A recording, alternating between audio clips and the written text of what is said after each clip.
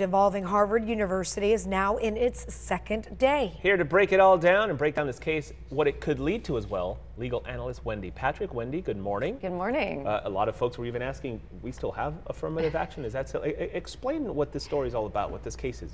Well, this is a lawsuit brought on behalf of a group of Asian students that were denied admission to Harvard.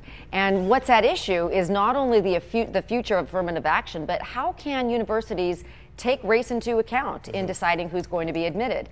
And it's fitting that we're talking about Harvard, because this is a school that is known for being able to be choosy because there are so many applicants to choose from. Right. However, while they value diversity, they cannot achieve diversity through discrimination. And that's the basis of what's at issue here in this lawsuit. What are they saying, these students? They were, I think, from what I understand, that they were held to a different standard because they were Asian American? The students are arguing, and it's very significant, Shali, because it's unusual in terms of it's Asians making the argument that whites and other minority groups were favored over them, partially due to this personality standard. What does that mean? It would be like if I were hiring the two of you and I interviewed you and I learned about your background, but then there's this other factor about well, what's their personality like, and how can I use that in determining whether they get in? These students are arguing it should be purely merit-based, and on that basis they should have been, they should be part of the student body.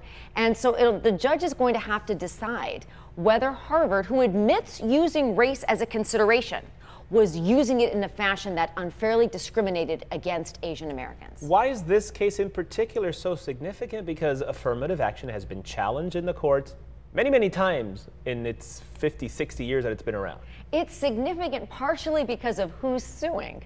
Sometimes you see white students suing, saying they've been passed over because there's racial quotas being used. But here you're seeing almost the opposite, that they were favoring white students over them due to some of these ambiguous scores like personality that actually made it more about discrimination. So the judge could do one of two things.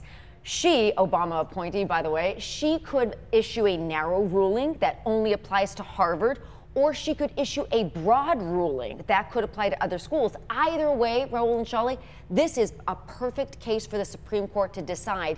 And with the Trump administration's newly appointed and confirmed justices, it may actually weigh in favor of abolishing affirmative action. That is the thinking behind this kind of a case. How does the judge take into consideration what you said? Do they only make a decision for Harvard alone, or the more broad, which would be the more logical choice, because a lot of these elite schools use a similar system to get their students into, like the Princetons of the world and the Yale?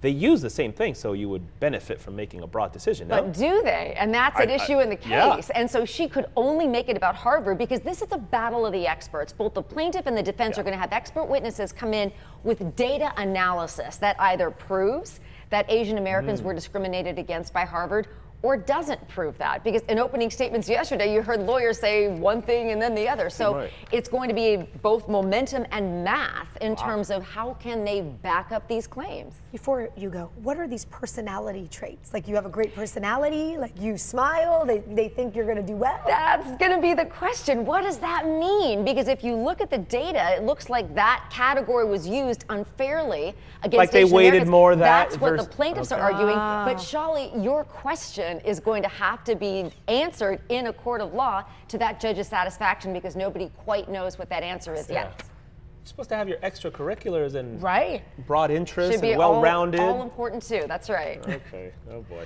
Okay, Wendy Patrick, thank you. Time now is 7:21.